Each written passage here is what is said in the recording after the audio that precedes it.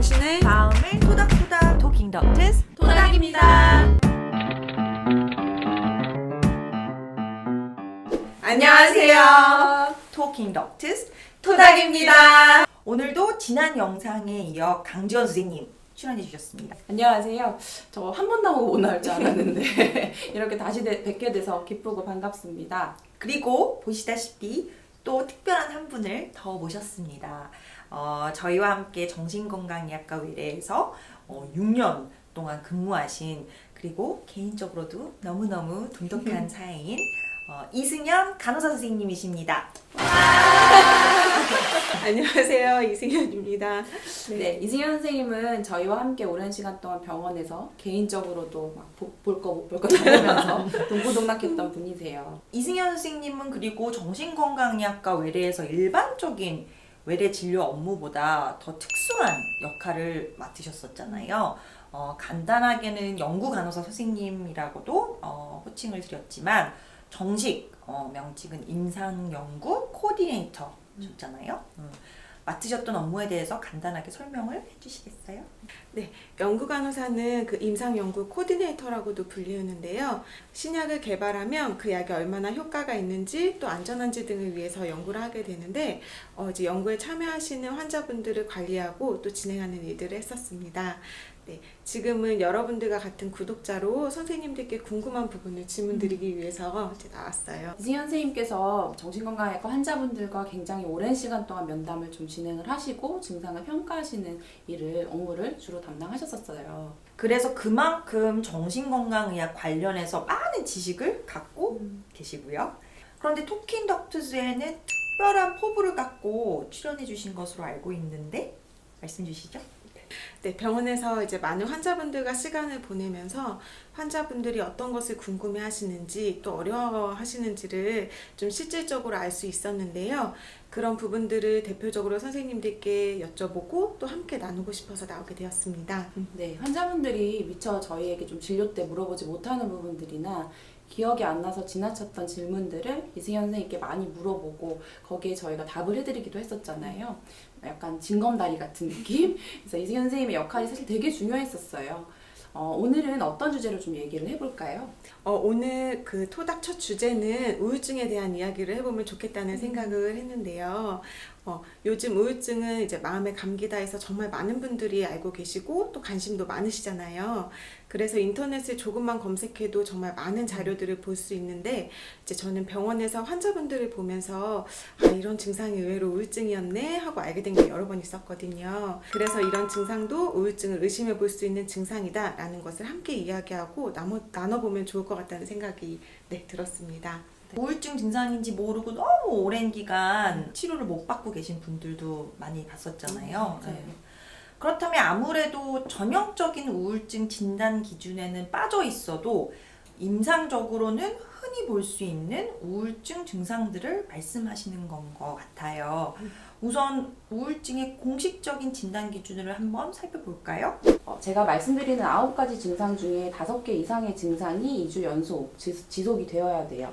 이 중 적어도 하나는 우울한 기분이나 흥미 저하가 꼭 포함이 되어야 돼요. 증상들을 보시면 첫 번째로는 거의 매일 지속되는 우울한 기분이 좀 있어야 되고요. 당연히. 그리고 두 번째로는 아무것도 하기 싫다, 다 재미없다, 흥미나 즐거움이 좀 떨어져 있어야 돼요. 그 이외에 또 증상들은 체중이 너무 빠지거나 혹은 너무 좀 증가하거나, 말 그대로 막 식욕이 너무 증가해서 많이 먹게 되거나 식욕이 너무 저하되거나, 또는 잠을 너무 못 자거나 너무 잠을 많이 자게 되거나, 그리고 보통 우리가 얘기하는 정신운동 초조나 지연이라고 해서요, 너무 불안하고 초조해서 안절부절 못하거나 생각이 너무 느려져서 아무것도 못하게 되는 그런 상태가 생길 수 있고요. 그리고 너무 피로하고 활력이 상실되거나 내가 죄인인 것 같다, 너무 과도하게 죄책감을 느끼게 되고 무가치감을 느끼게 되는 경우나, 또는 집중력이 너무 떨어질 수 있어요. 그리고 제일 중요한 거는 구체적인 계획 없이 계속 반복되는 죽음에 대한 생각, 혹은 죽음에 대한 생각으로 인해서 계획을 하게 되고 실제로 자살을 시도하게 되는 경우가 포함이 될 수가 있고요. 이보다도 사실 가장 중요한 건 일상적인 생활이 계속 방해를 받으면서 기능에 저하가 있어야 돼요. 가장 중요한 것은 이제 이런 증상들이 있으면서 실제적인 기능의 저하가 있어야 돼요. 회사원은 일을 하는 게 힘들어지고 회사 나가는 게 예를 들어 주부분들은 양육하고 살림하시고 이런 것들이 힘들어지시고 학생들은 학교 생활하거나 공부하거나 학교 나가는 게 뭐 힘들어지고 이런 것들을 맞아요. 예로 들 수가 있겠죠. 그렇다면 DSM-5 기준에는 명시되어 있지는 않지만 우울증 환자분들께서 자주 호소하시는 증상들을 말씀하시는 거였잖아요. 우울증의 증상들이지만 흔하게 알려져 있지 않아서 모르고 오셨다가 이제 우울증으로 진단받으시고 좋아지시는 분들을 이제 보았거든요. 첫 번째로 기억이 감소되었다고 오셨던 분이 계셨었는데 일상생활에서 자꾸 잊어버리고 심지어는 늘 다니던 길이었는데 갑자기 여기가 어디지? 그렇게 하는 일들이 생겨서 기억력 검사를 받으러 오셨다가 이제 우울증으로 진단받으셨던 분들이 기억이 나요. 네, 정말 많으시죠. 그래서 우울증 환자분들이 가장 자주 호소하는 증상 중 하나가 기억력 저하예요. 그 이유는 아까 강지원 선생님께서 설명 주신 DSM-5 우울증 진단 기준 중에 집중력 저하가 있었잖아요. 이 집중력 저하가 결국 기억력 저하처럼 나타나기 때문이에요. 그래서 우울증이 생겨서 실은 집중력이 떨어진 건데 기억력이 떨어진 것으로 자각이 되는 거죠. 그래서 60대 이상이신 분들이 치매인 줄 알고 오시는데 사실은 우울증인 경우가 되게 많아요. 이런 우울증으로 인한 기억력 저하를 가성 치매라고 하는데요. 치매가 아닌데 이제 내가 치매인 줄 아는 거죠. 그래서 보통 이제 가짜 치매라고도 불리우기도 하고요.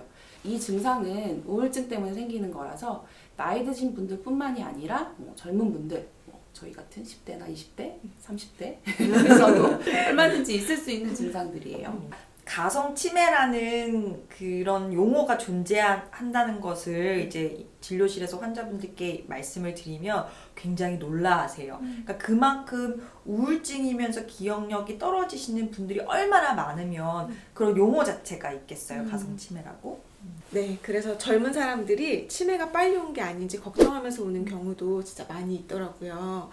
저도 생각해보면 유독 기분이 좀 좋지 않았던 날에는 좀 실수도 많고 또 했던 것도 금방 잊어버리고 그랬던 게 이제 생각이 나네요. 그래서 우울증 환자분들의 뇌를 촬영한 기존 영상 연구들에서는 우울증 기간 동안 집중력과 기억력을 담당하는 뇌 부위들의 미세한 변화를 기능의 저하라든지 모양의 변화라든지 이런 것들이 여러 차례 보고한 바가 있어요. 실은 우리가 열심히 우울증 환자분들과 관련된 영상 연구를 이제 했었었잖아요. 네, 나름 열심히 했어요. 네, 논문도 열심히 쓰고요. 그런데 이제 오해하시면 안 되는 것은 현재 지금 일반적으로 찍고 있는 CT나 MRI로 볼 수 있는 그런 변화가 아닌, 그런 확연한 변화가 아닌 이 뇌 영상 소견들을 굉장히 특수한 방법으로 분석해야지만 보이는 그런 미세한 변화들을 말씀드리는 거예요. 맞아요. 반면에 이제 진행된 치매 같은 경우에는 그냥 일반적으로 우리가 지금 사용하고 있는 찍고 있는 MRI 상에서도 뇌의 부피가 확연하게 좀 줄어들어 있는 것을 관찰할 수가 있거든요. 그렇다면 기억력 저하 외에 또 어떤 증상들이 있을까요?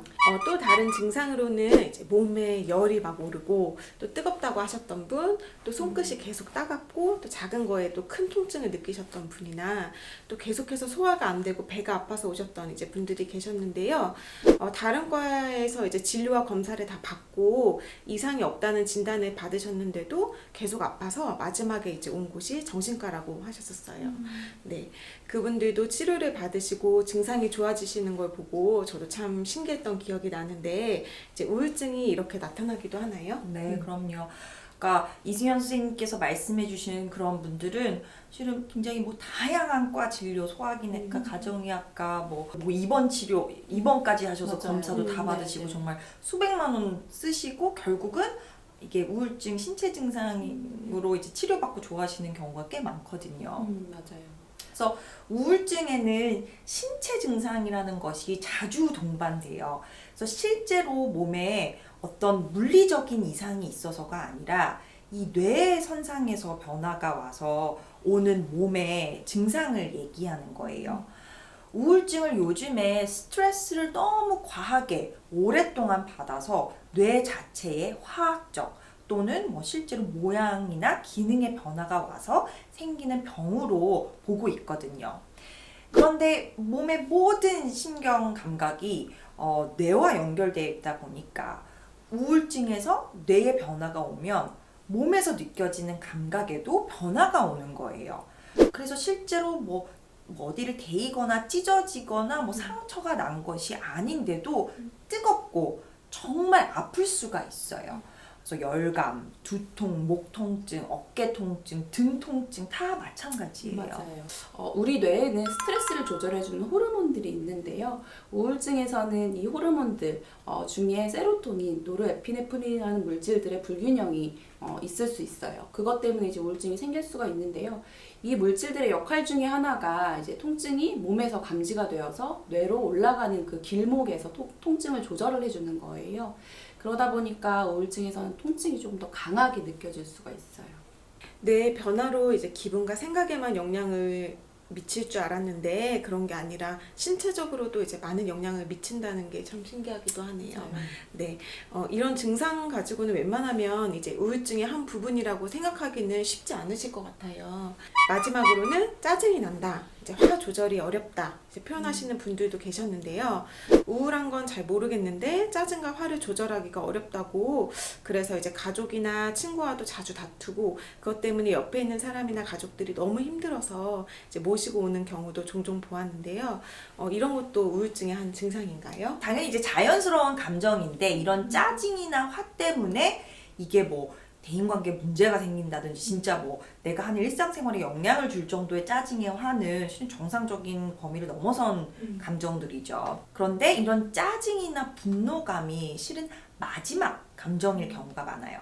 근데 마지막 감정이라는 것은 가장 밑바닥에 깔려있는 감정은 실제로는 우울감이나 불안감인데 그 감정들이 여러 가지 스트레스 상황들과 겹쳐져서 결국 짜증이나 화로 표현되는 경우가 많아서 그렇거든요. 생물학적으로도 분노와 같은 강렬한 감정들을 조절하는 뇌 앞쪽 부위들이 우울증이 있는 기간에 그 기능이 떨어지잖아요. 맞아요.